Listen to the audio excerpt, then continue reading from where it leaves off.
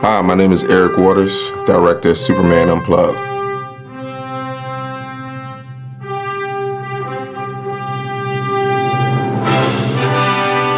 Actually, Superman was my first trip to the movie theater, 1978, and I was just blown away. Everyone stand back, please. Stand back. It's all right. Nothing to get worried about. As a child, I was so intrigued that a man can fly. My mom had to sit there time and time again and tell me, he's not really flying, he's not really flying. And nothing she could tell me would make me believe that he wasn't really flying.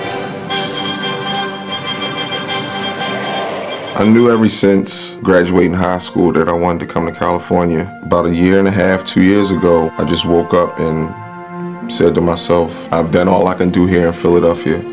It's time for me to go move on and pursue my dreams. Action!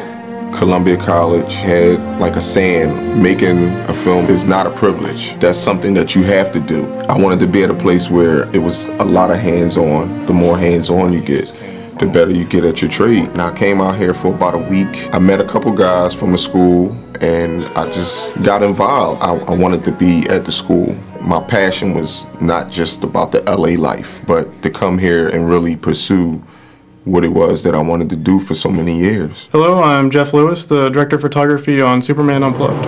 Eric's love for the material was definitely a bonus. Eric lived and breathed Superman. Every single day he came to set in a Superman t-shirt. Superman goes deeper than just a fan base. I kind of see Superman in myself.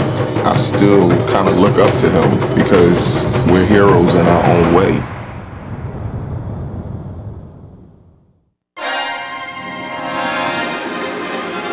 You know, I knew he was a big Superman fan. He told me that he had this dream about bringing the Matrix and Superman and putting them together. I, like this Superman, am not from this place you call the real world. I think I had a dream one night about the two together and woke up one morning, 5 o'clock in the morning, and just started writing. It was like the story was already written in my mind. I guess that's got Smith's name written all over it. We're just gonna stand here, we're gonna... I think the biggest benefit about this film was that everybody loves Superman and everybody knows the Matrix. They both are considered supermen with different qualities. Here you have two supermen in two different places that's trying to accomplish the same thing. They're trying to protect their people.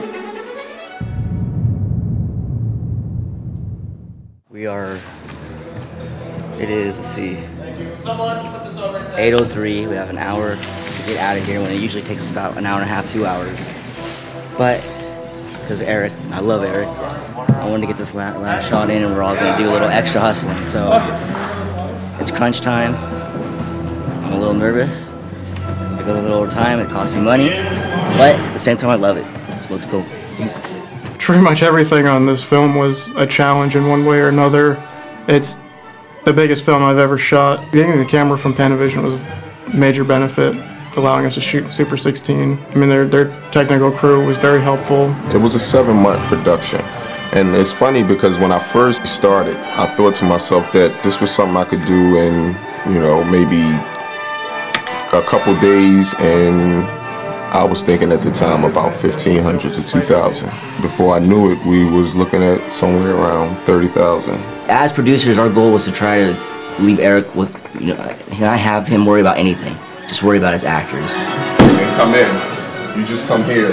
Stop here. I don't think most student productions would have been as prepared as this one was. We really made, a $1 million feature film on a very, very small budget. We did have a lot of help from the school. Charlie Rose and Alan Gansberg, they looked through our budget, they looked through this, they looked through that, and keep us on our feet, keep us on our toes. It's based on a comic book, which is known for being, strong colors, great visuals, everything's very dynamic and action-packed, so I wanted things just kind of explode off the screen. As I was writing, I started thinking of different ways and different people that can help me get this vision across. By me being at the school for a couple years, I got to know some of the other students and find out their capabilities. Josh Schuler, he worked on a couple of my projects in the past, and I knew he was capable of doing the special effects. I think this is the scene where Superman gets sacrificed and he's cut open with a kryptonite knife. Not only did we have to sell the fact that the characters was real, we also had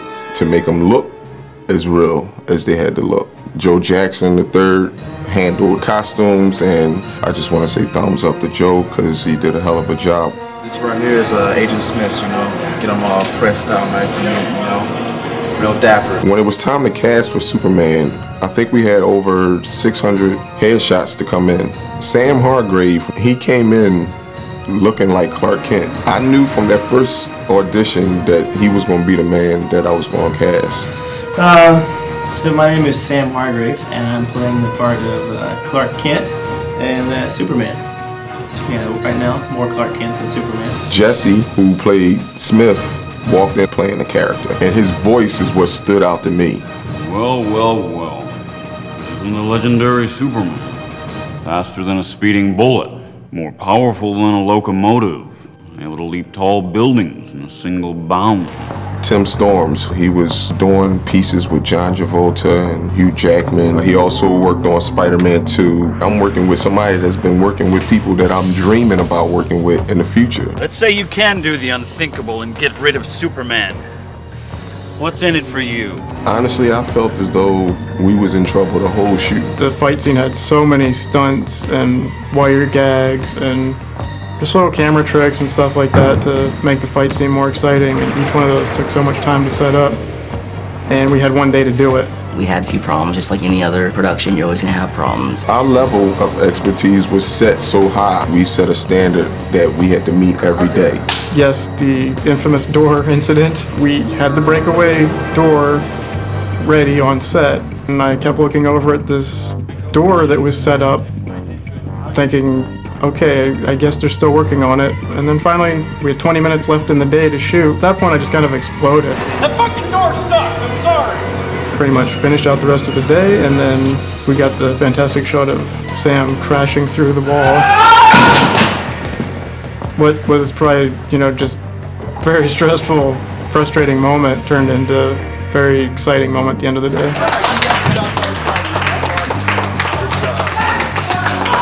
Everybody still came together, and I honestly can't sit here and say that it was a time that I really felt as though the shoot wouldn't get done. I think we did pretty well. I think we pulled it off. My ultimate goal for this film is to get us recognition. Maybe that'll help the professional world see that students are ready too. You just got to give them a chance.